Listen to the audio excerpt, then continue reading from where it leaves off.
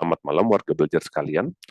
Untuk kali ini saya akan membahas mengenai hal yang sulit ya, yaitu menentukan persamaan garis singgung elips, dan garis singgung itu juga harus melewati satu titik lain di luar elips itu sendiri. Sebenarnya konsepnya ini gampang, tapi pengerjaan yang menurut saya sulit karena sangat memakan waktu dan energi ya. Nah, saya akan memastikan dulu kalau warga belajar sudah paham mengenai konsep singgung versus potong. Dalam matematika, singgung itu adalah apabila sebuah objek menyentuh satu objek lainnya. Menyentuh itu artinya kenanya hanya di satu titik, tepat di satu titik. Kalau potong itu lebih dari satu titik, bisa 2 titik, 3, 4, 5, itu potong.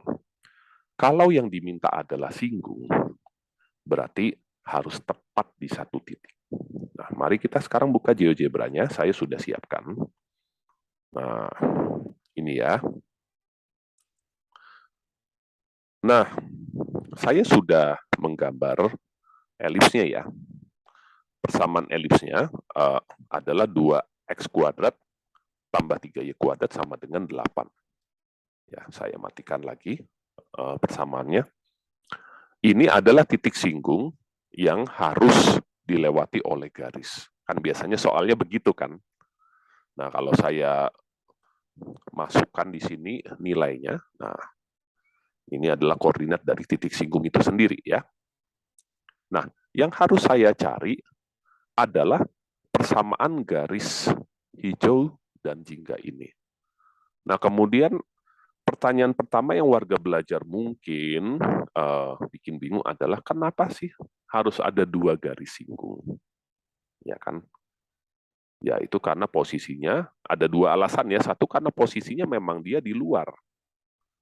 Kalau mau tepat satu garis singgung, dia harus ada titiknya itu pas di elipsnya. Kalau dia di dalam elips, ya mana ada titik singgung, ya kan?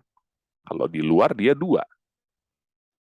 Nah, kemudian kenapa harus 2? Kenapa satu nggak cukup? Nah, sekarang pertanyaan gini, kan nggak ada larangan untuk lebih dari satu garis melewati titik ini toh, ya kan? Mau 1000 garis lewat juga boleh, ya nggak? Tapi mau dari 1000 garis itu yang mau kita cari adalah garis yang menyinggung elipsnya. Dan kebetulan memang ada 2 titik singgung, di titik sini dan titik situ. Sini situ ya. Makanya pasti ada 2. Pasti nggak bisa enggak kalau di luar ya. Mau dia dekat, kecuali kalau tepat di elipsnya itu hanya satu garis singgung. Mau dia jauh, mau di kiri atas, ke atas, kanan atas, bawah, di mana saja. Ya. Itu dulu ya konsepnya dimengerti. Ya. Nah, oleh karena itu, untuk bisa mengetahui persamaan suatu garis, kita bisa membangunnya dengan beberapa cara. Cara yang paling umum digunakan adalah Y kurang Y1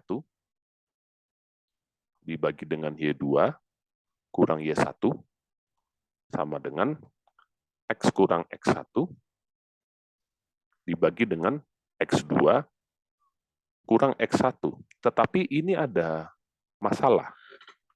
Masalahnya adalah kita harus tahu koordinat minimal 2 buah titik yang melalui garis itu, yaitu X1, Y1. Nah, ini X2, Y2.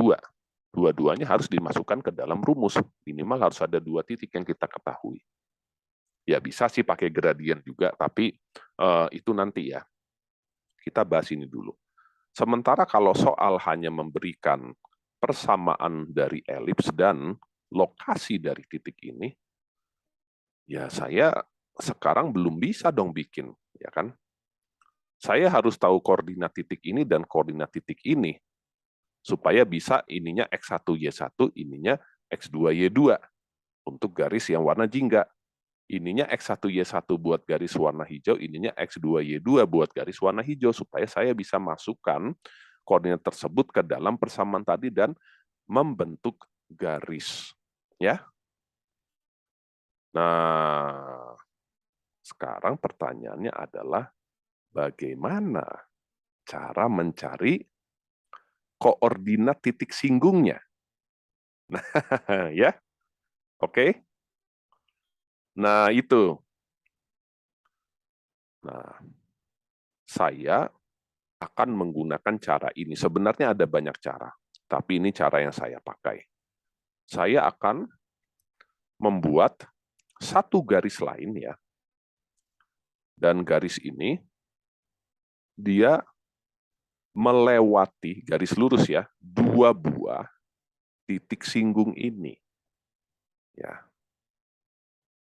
Sebentar saya bikin dulu ya. Nah, seperti ini. Garis yang warna pink ya. Loh, itu kan bukan garis singgung, itu garis potong. Iya, tapi saya perlu bantuan lah. Istilahnya saya perlu bantuan dia untuk nanti bisa mencari titik ini dan titik itu. Ini dan itu, sini dan situ ya. Itu maksud saya, target saya seperti itu. Nah, lalu garis ini sendiri bagaimana dong cara mencarinya? Ya kan? Kan perlu 2 titik diketahui. Y kurang Y1 per Y2 kurang Y1 sama dengan X kurang S1 per X2 kurang S1, ya percuma dong kalau ini dan ini nggak tahu. Malah lebih susah lagi, masih mending ini. Kalau yang ini kan bisa diketahui sudah 1 titik, yang itu dua-duanya misterius. Nah, gimana dong? Nah, disinilah saya pakai teknik gradien. Saya cari gradiennya, si elips ini, ya. Setelah saya cari gradiennya si elips ini, barulah saya bisa mencari posisi kedua titik ini. Ya. Nah, prosesnya bagaimana nih mencari gradiennya? Nah, saya menggunakan kalkulus, memakai turunan ya, turunan untuk si elips ini lagi ya. Setelah saya berhasil menemukan turunan, turunnya itulah gradiennya, lalu saya masukkan titik ini. Loh, kok malah titik itu yang dimasukkan ke turunan nggak nyambung? Nah, gini ya, gradien itu sekali lagi berbicara mengenai arah, bukan posisi. Garis itu harus punya minimal 2 hal, arah dan posisi. Kalau arahnya misalnya ke atas, ya ada 1 juta garis yang bisa saya buat ke atas, tapi posisinya berbeda-beda, ya kan? Mau misalnya ke kanan bawah ada 3 garis yang saya bisa dengan kemiringan yang sama, itu ke kanan bawah. Cuman posisinya kita nggak tahu. Nah, itu dulu kita mencarinya arahnya dulu. Setelah gradiennya si garis warna pinky-pinky ini dapat, ya, barulah kita cari posisi. Bagaimana cara mencari posisinya garis ini? Caranya adalah memasukkannya ke persamaan si elipsnya. Nah, sekarang baru nyambung ya kan? Persamaan garis ini masuk ke persamaan elipsnya, nah baru nyambung itu. Sehingga dari situ kita bisa dapatkan ya lokasi titik ini dan lokasi titik itu.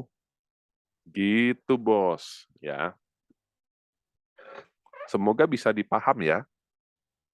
Setelah target kita tercapai, mengetahui posisi titik ini dan itu, barulah kita bisa pakai Y minus Y1 per Y2 minus Y1 sama dengan X minus X1 per X2 kurang X1 untuk masing-masing ya. Pakai untuk ini dulu, yang garis hijau. Sekali lagi, ini bisa jadi X1 Y1, yang ini bisa jadi X2 Y2. Setelah selesai garis hijau, baru ya satu-satu ya. Jangan sekaligus nanti pusing. Baru ke garis yang warna jingga. Nanti ininya bisa jadi X1Y1, ininya bisa jadi X2Y2. Nah, gitu, Bos. Ya. Nah, oleh karena itu, kita punya istilah spesial untuk garis warna pink ini yang membantu kita. Ingat, target kita bukan mencari persamaan garis ini. Ya, memang perlu. Cuman itu bukan target. Itu wajib ya, tapi ini hanya menjadi garis pembantu untuk melacak keberadaan dua titik ini. Setelah dua titik itu kita temukan, kita bisa pakai untuk membangun persamaan garis. Baik garis singgung yang warna hijau atau yang warna jingga. Ya, biasanya harusnya dua-duanya, ya. Nah, oleh karena itu, garis ini punya nama yang unik. Saya juga belum tahu etimologinya bagaimana ya, asal katanya dari mana. Ini garis polar atau garis kutub ya. Kalau saya kebayangnya kutub itu kutub positif, kutub negatif, atau kutub utara, kutub selatan ya. Nggak tahu lah namanya bisa begitu, kita belum tahu ya, tapi dihafal-hafal saja.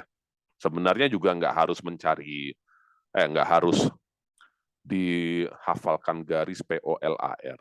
Bilang aja saya perlu membuat suatu garis yang memotong kedua titik itu agar nantinya bisa mencari lokasi titik itu. Nah, kan seperti itu ya. Jadi, logikanya sudah jelas ya. Kalau saya tuliskan, yang pertama adalah ya,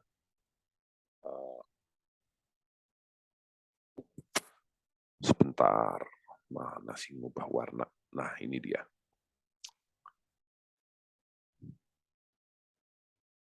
Tulisannya terlalu besar. Yang pertama adalah mencari persamaan garis polar. Ya, memang caranya panjang. Harus cari turunan elips, harus cari gradien, dan sebagainya.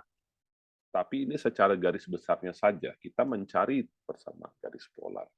Dua, mencari koordinat titik singgung dengan bantuan garis polar. Nah, ini supaya nggak pusing ya, karena kalau bagi garis polar, titik yang merah itu adalah titik potong. Tapi kan kalau bagi dua garis yang di luar, itu kan titik singgung. Nah, barulah yang ketiga, setelah titik singgungnya ditemukan, baru kita bisa mencari persamaan masing-masing garis singgung. Ya, persamaan garis singgung lah, saya nggak mau tambahkan panjang lebar ya. Tiga ini urutan logikanya. Ya, Bos? Siap.